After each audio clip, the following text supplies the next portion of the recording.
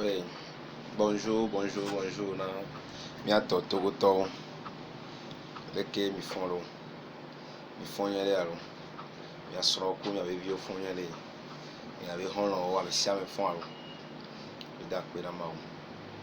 Bon, matin a ngbavaro coronavirus be nyanti ngbavaro. Dore be ni c'est-à-dire CVV ne nto kwa. Ke ne fon ne nyem gbla be nyare a nyem vono. Bon, et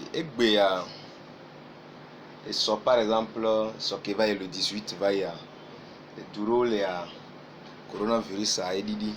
le China duro le a coronavirus a edidi le me infecté on balé na nyamo un nouvel infecté on balé na nyo so ye dia ngbalé de kukuna mi atowe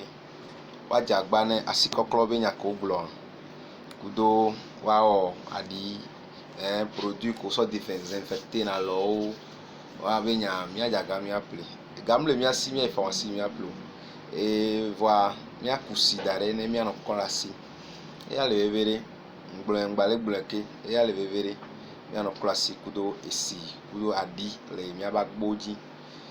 parce que mi ameke so moji gbova lo ameke la hen do ava do ya kengbo e do la déclencher la maintenant wa ela 14 jours kengbo e fait a et non a dégradé donc ne amere le ne 14 ele do ane 14 jours gbova wa mi manya ela so wa na mi gbalo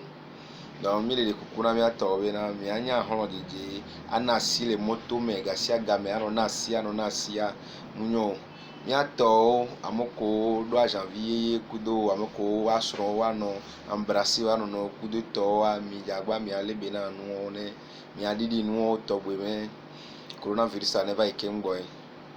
et par exemple Chine va filer a egbe a on le publier be nene eto angbale ongbale xodo ekele san pele donc ngbalé mi ato mi ase nyakele a Si l'on croit les données officielles, c'est évidemment une nouvelle porteuse d'espoir. Vous l'avez dit, aucune contamination locale. C'est là, pour la journée d'hier, c'est la première fois depuis que les autorités chinoises recensent le nombre de malades. Pour autant, la bataille contre le... Voilà, ici allô, aucune nouvelle contamination. Pékin a belé, et matin a eu annoncé. Bon, et là, mi apprend sur mi acha si belé que kade le lekewa mi acha mi a continue la longue dîner et mingba no contaminé et un tipo mbe madangana i matin alo et métier fond noir ne mi fond gandi achi et coronavirus sin ho e jawe me ma segengbe e nwa ro na adresse na do coronavirus o ira tan awe de su azonya barabara de wen ira tan awe azori jan ataro gbeme mo han ai pon sida ebola no na yama e wa tan so mo ama coronavirus e mi jagba bono unsin so di apo mi tan eji boni ife mi tan e sro si sukulu hun ye ne no kula lo tuba no ye hwegbe mi ye hwegbe yo ndede ko mi bole mi tele su mi opo vi e ru hwegbe kun zande dai hun pere ko mi no basi mi e boni ne no kula lo e ro vevere e na bo ma zon wuni e na ma coronavirus ma zon wuni de vo ma sana do ya ni opo vi e parce que poussière me wa zon gosi entu fún mi jaga bo o pon eno ho yo temia omo fe an be difa e jire no kuche jelo omo ya fe na ya fe ore ya fe na apoji no c'est bon na oro ebe ni wa bo atiko fún na for coronavirus o adopo parce que o an lo epo si bayi ati kale fún ẹni ìwà ọ bẹ́ẹ̀ lọ́nà kò ìtíṣẹ́ òdégé ìwà ọ bẹ́ẹ̀ lọ́ntẹ̀ ìwọ̀gé ìwọ́ bẹ́ẹ̀ kọ́ àwọ̀ kò sàn ọmọ ẹ̀ bá àbọ̀ tí ń sùkúlù gé ètò omi sí nápàdà kan tí káwọn ọwọ́ ohun ọ̀chẹ́ ó wà vévéré tèmi à ó wà vévéré dọ́nwó àti kale fún ẹ̀nà àwòrán ẹ̀bẹ́ ní ìjà àgbá tí ìwà ọ tí coronavirus kó máa mú wa parce que ka wa élevé bo mwege enka ya ma tike ko afua ntogo bibeti enoko ritira donc jagbati aron koma mwe o bon tonya mbe tonya gapola elo ebe to akunue donc ya mvada ngena mivo ya njagba matin clona si envado dome ma classe enjato ma classe conseil amero mokola lantournio un kusiro agboye monu